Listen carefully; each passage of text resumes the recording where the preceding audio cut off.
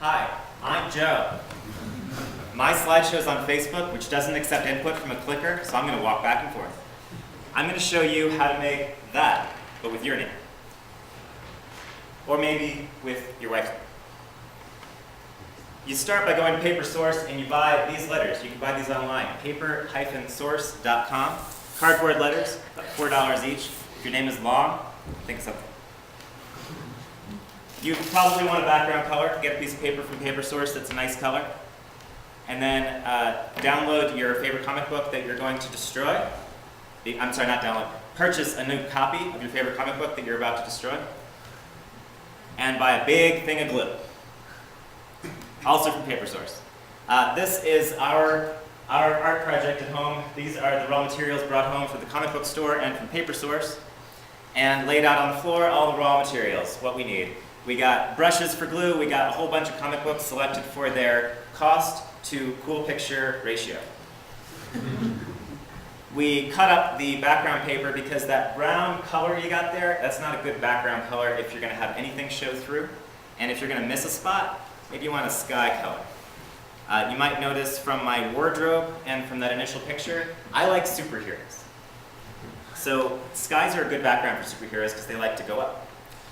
So after destroying lots of comic books and feeling terrible about it, you then choose the parts that are absolutely your favorite and decide you need a blade and get the things with the right size. You want the faces not too big, not too small. They got to cover that letter, but not be so big that you can't see what's going on, and not so small that you can't see them across the room. So a whole bunch of stuff going on here. We got lots of strips. We got a tarp because there's bits of paper flying everywhere and there's bits of glue flying everywhere. And then start applying strip after strip of this blue stuff. We are halfway through. Lots of blue stuff. Spend the weekend, have a good time. Start applying your little cutout people, and then you start to notice that they're too small. That's okay. You got more comic books, you cut out bigger ones. Eventually your back starts to hurt, you get a table. And you figure out how to do the little curvy edges and things, and that it's actually easier if you cover the whole thing with glue 100% every nook and cranny before you start dealing with the comics. Once you have that, you realize that some of the letters in your name are round, and round things are really hard to cut things for, but you just sort of make it happen and you keep going and you get really good at it, and then you don't need that skill anymore. You glue all over the blue stuff. You choose that picture that you want, and you slap it down and just spread it over. And then we got 2 minutes left. The way we decided to do it was we had a boy's name and we had a girl's name. So we got boy pictures and we got girl pictures. We put the boys' names, the boys' pictures on my name and the girl's pictures on her name. She's the hand model in these pictures, lovely hands. And this is sort of halfway through. We started to notice there was a little too much busyness going on.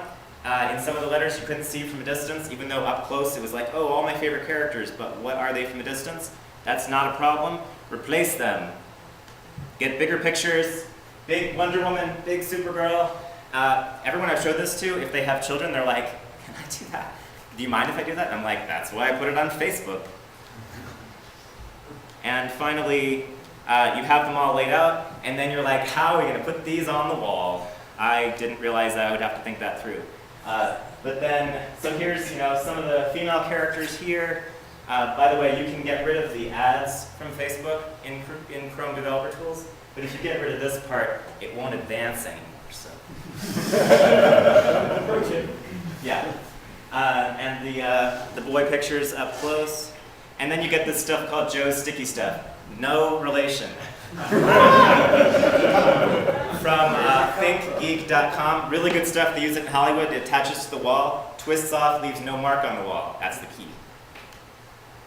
You start taking that stuff, you stick it to the back, stick it on the wall. You need a level. Gotta have the level. And the hard part is the kerning. Kerning is the art of how far apart are the characters. And in the end, one of them will fall off. Means you need more Joe's Sticky Stuff.